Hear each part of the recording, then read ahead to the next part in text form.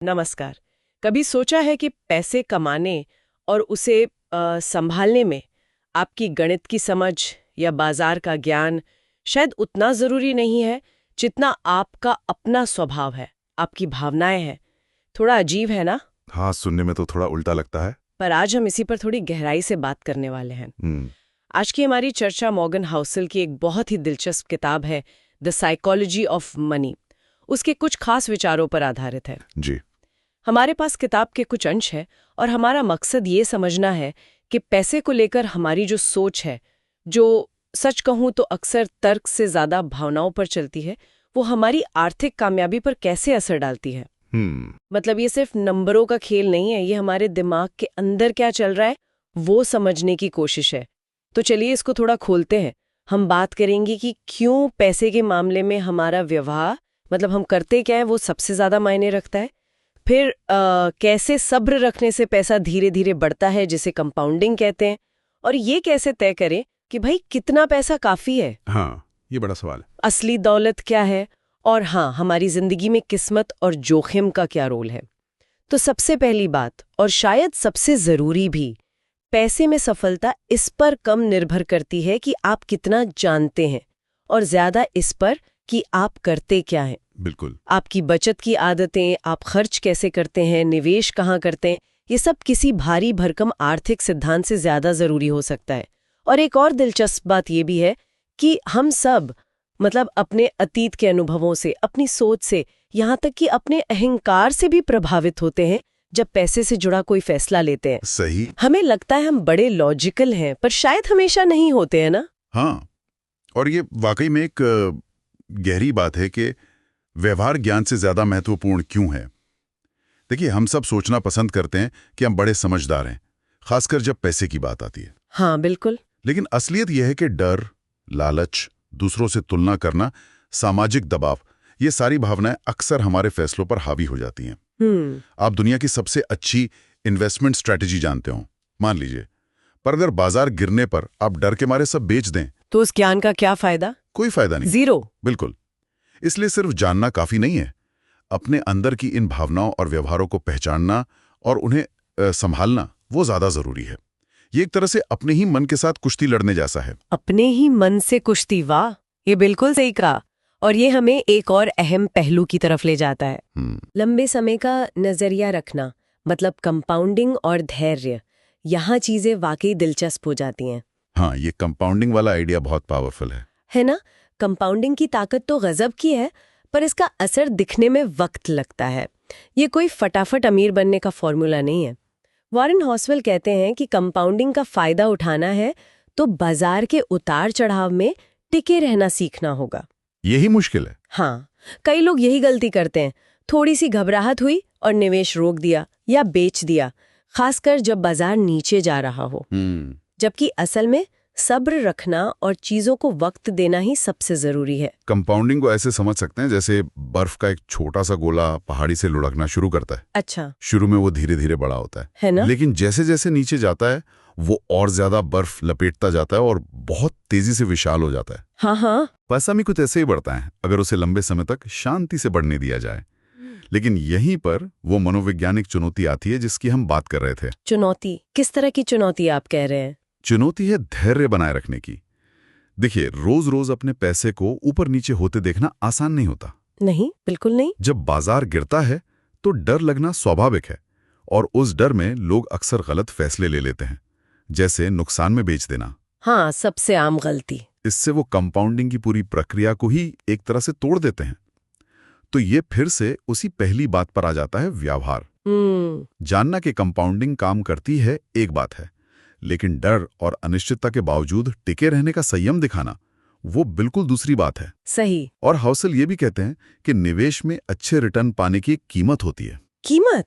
कैसी कीमत? मतलब ब्याज या टैक्स की तरह? नहीं, वो वाली कीमत नहीं। ये कीमत है अनिश्चितता झेलना, शक को झेलना, बाजार का उतार चढ़ाव देखना और चिंता करना। हाँ। ये सब झेलने की इच्छा रखना या झेल पाना, यही वो कीमत है जो लंबे समय में अच्छे रिटर्न के लिए चुकानी पड़ती है। जो एक कीमत चुकाने को तैयार नहीं, उसे शायद औसत रिटर्न से ही संतोष करना पड़ता है। ये कीमत चुकाने वाली बात तो सोचने पर मजबूर करती है, वाकई। और यहीं से एक और सवाल उठता है मेरे मन में। पूछिए। कि हमें कितना पैसा चाहिए, मतलब पर्याप्त कितना होता है? हाँ, ये $1 मिलियन सवाल है शायद। हाउसन कहते हैं कि सबसे मुश्किल आर्थिक हुनर है अपनी इच्छाओं की गोल पोस्ट को आगे खिसकने से रोकना। बिल्कुल। जैसे ही थोड़ी कमाई बढ़ती है, खर्चे बढ़ जाते हैं और हम दूसरों से तुलना करने लगते हैं। अरे उसके पास वो गाड़ी है, मेरे पास क्यों नहीं? ये तुलना वाला चक्कर। तो फिर पर्याप्त कैसे तय हो? इसका मतलब शायद यही है कि हमें बैठकर ये सोचना होगा कि हमारी अपनी ज़रूरतें क्या हैं, हमारी अपनी खुशियां किन चीज़ों में हैं, बजाय इसके कि पड़ोसी क्या कर रहा है। सही। और यहीं पर हाउसल अमीर दिखने और असल में धनवान होने का फर्क समझाते हैं। हाँ, ये बहुत जरूरी फर्क है। अमीर दिखना मतलब महंगी गाड़ी, बड़ा घर, यानी वो पैसा जो दिख रहा है, खर्च हो रहा है। लेकिन धनवान होना मतलब वो पैसा जो आपने बचाया है, निवेश किया है, जो शायद दिखता नहीं। बिल्कुल, वो आपकी बैलेंस शीट में है, सड़क पे नहीं। हाँ, और इसमें एक विरोधाभास भी है, जैसा हाउसल कहते हैं कि लोगों को ये दिखाने के लिए पैसा खर्च करना कि आपके पास कितना पैसा है, असल में अपने पास कम पैसा रखने का सबसे तेज तरीका है। ये तो बहुत सटीक है। ये तो एक तरह का जाल हुआ ना फिर। बिल्कुल, ये एक सामाजिक जाल है। हम एक ऐसी दुनिया में जी रहे हैं जहां सोशल मीडिया से लेकर विज्ञापन तक सब हमें लगातार दूसरों से तुलना करने और ज्यादा से ज्यादा चीजें पाने के लिए उकसाते हैं। हाँ, हर तरफ से। इस माहौल में अपने लिए पर्याप्त की एक निजी अंदरूनी परिभाषा बनाना बहुत जरूरी है। ये परिभाषा बाहरी दिखावे पर नहीं, बल्कि आपकी अपनी जरूरतों, मूल्यों और जिंदगी के लक्ष्यों पर टिकी होनी चाहिए। और जानते हैं पैसे का सबसे बड़ा फायदा क्या है, जिसे अक्सर लोग नजरअंदाज कर देते हैं? क्या है वो? मुझे लगता है ज्यादातर लोग तो यही सोचेंगे कि बस चीजें खरीद पाना। नहीं, वो तो है ही, लेकिन उससे भी बड़ा फायदा है अपने वक्त पर कंट्रोल होना। अपने वक्त पर कंट्रोल मतलब जब आपके पास पर्याप्त पैसा होता है, और जरूरी नहीं कि आप अरबपति हो, बस जरूरत से थोड़ा ज्यादा हो, तो आप वो काम चुन सकते हैं जो आप वाकई करना चाहते हैं। अच्छा। आप बुरे वक्त का सामना ज्यादा आसानी से कर सकते हैं। आप बिना किसी मजबूरी के ना कह सकते हैं। हाँ, ये ना कह पाना बहुत बड़ी बात है। बिल्कुल, ये आजादी, ये विकल्प चुनने की क्षमता और जिंदगी में कम तनाव, यही पैसे का असली नाम है, ना कि सिर्फ महंगी चीजें। सोचिए, अपनी सुबह कैसे बितानी है ये तय करने की आजादी, इससे ज्यादा कीमती क्या हो सकता है?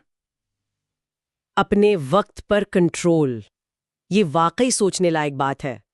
महंगी चीजों से ज्यादा कीमती है अपनी जिंदगी, अपनी मर्जी से जीने की आजादी। अच्छा, अब एक और जरूरी पहलू पर आते हैं, जिसे हम अक्सर अनदेखा कर देते हैं। किस्मत, जोखिम और विनम्रता। जी, ये भी बहुत महत्वपूर्ण है। हाउसर हमें याद दिलाते हैं कि हमारी आर्थिक सफलता या असफलता सिर्फ हमारी मेहनत या अक्ल का नतीजा नहीं होती। सही। इसमें किस्मत और जोखिम का भी बहुत बड़ा हाथ होता है, ऐसी चीजें जिन पर हमारा कोई कंट्रोल नहीं होता। इसका मतलब ये हुआ कि जब हम कामयाब हों तो थोड़ा विनम्र रहें, ये माने कि शायद अच्छी किस्मत ने भी साथ दिया। हाँ, थोड़ा शुक्रगुजार होना। और जब हम या कोई और नाकामयाब हों तो थोड़ी हमदर्दी रखें, ये समझें कि शायद बुरी किस्मत आड़े आ गई। बिल्कुल, दूसरों को जज करने से पहले। इसी सोच से एक और जरूरी आइडिया निकलता है, सुरक्षा का मार्जिन ऑफ सेफ्टी, मतलब हमेशा थोड़ी गुंजाइश लेकर चलना। हाँ, और ये सुरक्षा का मार्जिन सिर्फ पैसों के लिए नहीं है, ये सोचने के तरीके के लिए भी है। अच्छा, कैसे? ये मानना कि भविष्य अनिश्चित है, चीजें हमेशा वैसी नहीं होंगी जैसी हमने सोची हैं, तो प्लानिंग करते वक्त थोड़ी गुंजाइश रखना। जैसे कोई उदाहरण? जैसे अगर आपको लगता है कि किसी काम के लिए 10 लाख रुपए काफी होंगे, तो शायद 12 लाख का इंतजाम करके चलना ज्यादा समझदारी है। ये अतिरिक्त 2 लाख आपका सुरक्षा का मार्जिन है, अगर कुछ गड़बड़ हो जाए। ये हमें जरूरत से ज्यादा आत्मविश्वास से बचाता है, ओवर कॉन्फिडेंस से।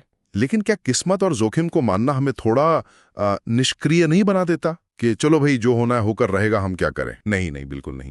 मेरे ख्याल से ये हमें ज्यादा यथार्थवादी बनाता है, ज्यादा प्रैक्टिकल। अच्छा। देखिए, जब हम मानते हैं कि सब कुछ हमारे ही कंट्रोल में है, तो हम बेवजह के खतरे उठाते हैं, और जब कुछ गलत होता है तो हम सिर्फ खुद को ही दोष देते रह जाते हैं या निराश हो जाते हैं। हाँ, ये होता है। किस्मत और जोखिम को स्वीकार करने का मतलब है कि आप अपना बेस्ट करें, अपनी पूरी कोशिश करें, लेकिन साथ ही इस बात के लिए भी तैयार रहे कि चीजें प्लान के मुताबिक नहीं भी जा सकती। ये आपको सफलता में ज्यादा विनम्र और असफलता में ज्यादा मजबूत बनाता है। ये एक तरह से अनिश्चितता के लिए मानसिक तैयारी है। सही बात है। और ये एक जरूरी सवाल उठाता है, हम इस अनिश्चितता को जानते हुए भी अपने फैसले कैसे लेते हैं, अपनी योजनाएं कैसे बनाते हैं। तो आज हमने काफी कुछ खंगाला है। अगर मैं सार निकालने की कोशिश करूं तो शायद यही कि पैसे के साथ हमारा रिश्ता गणित से ज्यादा मनोविज्ञान का मामला है। हाँ, बिल्कुल। देखते हैं, ये सब हमारी आर्थिक जिंदगी को शक्ल देते हैं। बिल्कुल सही। जैसा कि स्रोत बार बार इशारा करते हैं, और ये लाइन मुझे बहुत पसंद है, आर्थिक नतीजे आपकी गणित की समझ से ज्यादा आपके मनोविज्ञान पर निर्भर करते हैं। ये एक लाइन ही बहुत कुछ कह जाती है। हाँ, और ये जानकारी, ये समझ हमारे द लर्नर जैसे श्रोताओं के लिए क्यों जरूरी है? मेरे ख्याल से इसलिए क्योंकि ये हमें ताकत देती है। कैसे? ये इस बात पे जोर देती है कि हमें कोई बहुत बड़ा आर्थिक गुरु बनने की जरूरत नहीं है, बल्कि जरूरत है खुद को समझने की, अपनी भावनाओं और आदतों को बेहतर तरीके से जानने की। और ये चीजें कहीं ना कहीं हमारे कंट्रोल में ज्यादा हैं, है ना? हाँ, बजाय पूरी दुनिया की इकोनॉमी को समझने के। हाँ, ये एक बहुत ही सशक्त बनाने वाला विचार है। ये हमें अपने आर्थिक फैसलों और लक्ष्यों को एक ज्यादा मानवीय नजरिए से देखने में मदद करता है। मानवीय नजरिया, हाँ, ये याद दिलाता है कि हम इंसान हैं, हमारी भावनाएं हैं, हमारे अपने पूर्वाग्रह हैं, और हमारी आर्थिक योजनाएं इस सच्चाई को ध्यान में रखकर बननी चाहिए, न कि किसी काल्पनिक एकदम तर्कसंगत इंसान के लिए। बिल्कुल सही कहा। और अब जैसा हमारा रिवाज है, जाने से पहले एक सवाल श्रोता